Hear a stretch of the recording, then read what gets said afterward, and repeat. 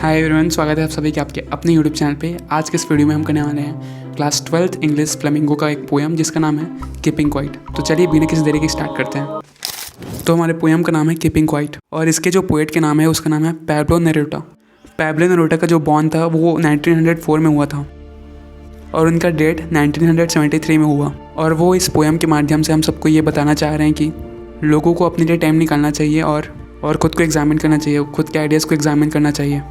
आज की दुनिया में खुद के आइडियाज़ और खुद के आइडियाज़ को एग्जामिन करना चाहिए आज की दुनिया में। और वो बता रहे कि सिर्फ लोगों को खुद को एग्जामिन नहीं करना चाहिए बल्कि दूसरे ह्यूमन बीइंग्स में म्यूचुअल अंडरस्टैंडिंग बिल्डअप करना चाहिए ताकि वो इस हमारा जो वर्ल्ड है ना वो इस वर्ल्ड में पीसफुली जी सकें और रह सकें। तो हम कुछ ऐसे स्टार्ट हो रहा है। वो बोल रहे हैं चलो हम सब मिल के 12 तक काउंट करते हैं और 12 तक काउंट करने के बाद सब के सब स्टिल हो जाएंगे, यानी कि शांत हो जाएंगे। और फिर वो बोलते हैं कि सब सिर्फ एक बार के लिए इस पूरे दुनिया के जितने भी लोग हैं, अलग अलग कंट्री में जितने भी लोग हैं, यानी कि फेस ऑफ द अर्थ का क्या मतलब हो, यानी कि अलग अलग कंट्री के लोग। तो वो कह रहे हैं गाइस अलग अलग कंट्री के जितने भी लोग हैं सब बस एक बार के लिए पूरा शांत हो जाएं और कोई भी अपना लैंग्वेज नहीं बोलेगा। मतलब इस पूरे दुनिया में जितने भी लोग हैं ना वो सब शांत हो जाएंगे और कोई किसी भी टाइप का लैंग्वेज नहीं बोलेगा और सब के सब शांत रहेंगे सिर्फ एक सेकंड के लिए। और सिर्फ एक सेकंड के लिए कोई भी अपना आर्म्स का यूज़ नहीं करेगा। आर्म्स का यहाँ पे दो मतलब हो सकता है, एक तो हमारा बॉडी पार्ट और एक तो वेपन। फिर हमारे पोएट बोल रहे हैं कि अगर ऐसा हो गया ये जो मूवमेंट होगा ना वो बहुत ही ज़्यादा एक्जॉटिक मूवमेंट होगा। एक्जॉटिक का मतलब होता है यूनिक या फिर अट्रैक्टिव मूवमेंट। एक्जॉटिक मतलब यूनिक और अट्रैक्टिव मूवमेंट। हाँ ऑब्वियसली इस दुनिया के सारे लोग एक पल के लिए शांत हो जाते हैं तो वो मोमेंट ऑब्वियसली एकदम अट्रैक्टिव होगा। फिर हमारे जो पोएट है वो बोल रहे हैं कि it would be an exotic movement without trust without engines. मतलब उस टाइम कोई भाग दौड़ नहीं होगा, कोई मशीन्स नहीं चलेगी और हम लोग उस साइलेंस में सब के सब जितने भी लोग हैं ना सब एक साथ हो जाएंगे। और ये सब कुछ ना एकदम अचानक से हो जाएगा। अगर हम लोग शांत हो जाते हैं पूरे के पूरे लोग इस दुनिया में जितने भी लोग हैं तो ये सब कुछ हो रहा है ना तो वो सब एकदम अचानक से हो जाएगा, सडन हो जाएगा। अब देखो पोएट यहाँ पे ऐसा क्यों बोल रहे हैं, सारे के सारे लोग एक हो जाएंगे। देखो जब कोई भी इंसान अपना अपना लैंग्वेज नहीं बोलेगा, अपनी अपनी कंट्री का अलग अलग डिफरेंट लैंग्वेजेस होते हैं ना तो वो लोग अपना लैंग्वेज नहीं बोलेंगे तब तो सब एक टाइप के हो जाएंगे। इसलिए बोल रहे हैं कि सब के सब एक साथ आ जाएंगे, मतलब टुगेदर हो जाएंगे। फिर हमारे पोएट बोल रहे हैं कि फिशरमैन इस टाइम हमारे वेल्स को हार्म नहीं करेंगे, यानी कि जो मछुआरे होते हैं ना वो वेल्स को हार्म नहीं करेंगे, वो कोई भी एक्वेटिक लाइफ को हार्म नहीं करेंगे क्योंकि वो सब शांत बैठे हुए होंगे। फिर वो बोल रहे हैं कि जो लोग सॉल्ट को इकट्ठा करते हैं ना, फिर वो लोग बोल रहे हैं कि जो लोग सॉल्ट को इकट्ठा करते हैं ना समुद्र के किनारे, वो लोग रियलाइज़ करेंगे कि वो लोगों के हाथ ये सब काम करते करते अपने हाथों को कितना हर्ट कर चुके हैं, अपने हाथों को कितना नुकसान पहुंचा चुके हैं। फिर हमारे पोएट बोल रहे हैं कि जो लोग भी ग्रीन वॉर्स कर रहे हैं, यानी कि नेचर के साथ मतलब नेचर के अगेंस्ट वॉर कर रहे हैं। हाँ वो लोग सोशल डेवलपमेंट के लिए कर रहे हैं या फिर बड़े बड़े बिल्डिंग्स बना दे रहे हैं, बड़े बड़े काम कर रहे हैं, मॉल्स बना दे रहे हैं, पर वो लोग आखिर कर क्या रहे हैं, नेचर को नुकसान ही तो पहुँचा रहे हैं। वो लोग पेड़ को काट दे रहे हैं, इन्वायरमेंट को ख़त्म कर दे रहे हैं और लास्ट में क्या होगा, अगर इन्वायरमेंट बचेगा ही नहीं तो हम भी नहीं बच पाएंगे और लास्ट में हम भी मर जाएंगे। और पोएट ये भी बोलते हैं कि जो लोग war with gas, war with fire करते हैं, मतलब गोली बारूद केमिकल ये सब से मारपीट कर रहे हैं, मतलब समझ रहे हो ना, मतलब न्यूक्लियर वेपन ये सब चीज़ों से जो वॉर लड़ रहे हैं ना, ये सब लड़ के भी क्या फ़ायदा। अगर जीत भी गए तो हमारे साथ सेलिब्रेट करने के लिए कोई सर्वाइवर रहेगा ही नहीं। ये सब वॉर जीत के भी क्या फ़ायदा।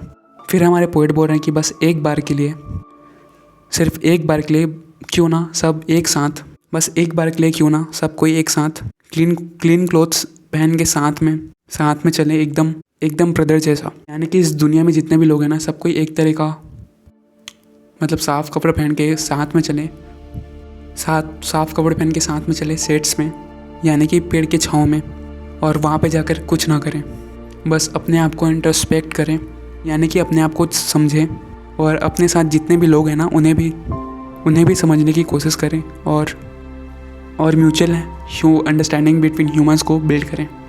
मतलब आसपास के लोग, मतलब सभी लोगों के बीच में एक म्यूचुअल अंडरस्टैंडिंग डेवलप करें ताकि कोई भी वॉर ना हो। फिर हमारे जो पोइट बोल रहे हैं कि मैं जो भी बोल रहा हूँ ना, मैं जो भी बोल रहा हूँ ना, कि जो भी लोग ज़्यादा पावर में हैं वो अपने से कम पावर के लोगों को, या फिर अपने से कम पावर वाले चीज़ों को, कम पावर वाले चीज़ों को जैसे कि वेल्स को मारते थे ना लोग, उनके ऊपर राज नहीं करना चाहिए, यानी कि उनके ऊपर जुर्म नहीं करना चाहिए। या फिर मैं जो बोल रहा हूँ कि वॉर्स को ख़त्म कर दो, या फिर मैं जो बोल रहा हूँ जो लोग बहुत ज़्यादा मेहनत करते हैं वो लोग थोड़ा देर के लिए रुक जाओ। इसका ये मतलब नहीं कि मैं सबको मर जाने के लिए बोल रहा हूँ, ऐसा बिल्कुल भी नहीं। मैं किसी को मरने के लिए नहीं बोल रहा हूँ, मैं बस सिर्फ उन लोगों को कुछ देर के लिए शांत होकर खुद को समझने के लिए बोल रहा हूँ। फिर हमारे पोइट बोल रहे हैं कि हम लोग बहुत ज़्यादा सिंगल माइंडेड हैं, यानी कि हमें कुछ फ़र्क नहीं पड़ता।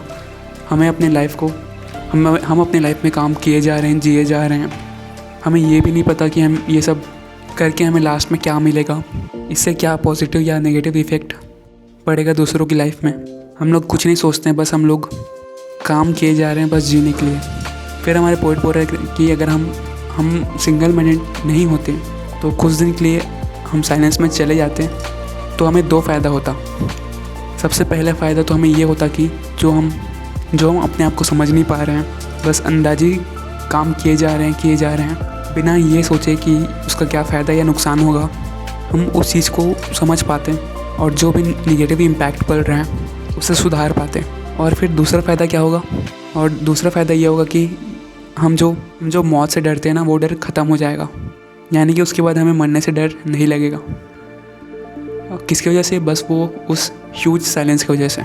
अगर हम लोग थोड़ी देर के लिए बस शांत हो जाएं तो बेसिकली यहाँ पे जो पोइट है वो सिर्फ यही कहना चाह रहे हैं कि ये जो साइलेंस है ना, ये हमारी सैडनेस से हमें निकलने में मदद करेगा। फिर हमारे पोइट बोल रहे हैं कि हमें अर्थ से एक चीज़ सीखनी चाहिए, यानी कि हमें धरती से एक चीज़ सीखनी चाहिए। फिर हमारे पोइट बोल रहे हैं कि हमें अर्थ से एक चीज़ सीखनी चाहिए, यानी कि हमें धरती से एक चीज़ सीखनी चाहिए कि जो चीज़ मरा हुआ जैसे दिखता है, मतलब थोड़ा डेड टाइप का दिखता है, जैसे कि लोग अगर साइलेंट हो जाएंगे तो वो थोड़ा डेथ टाइप का दिखेगा, तो ये नहीं कि उन लोग मर चुके हैं।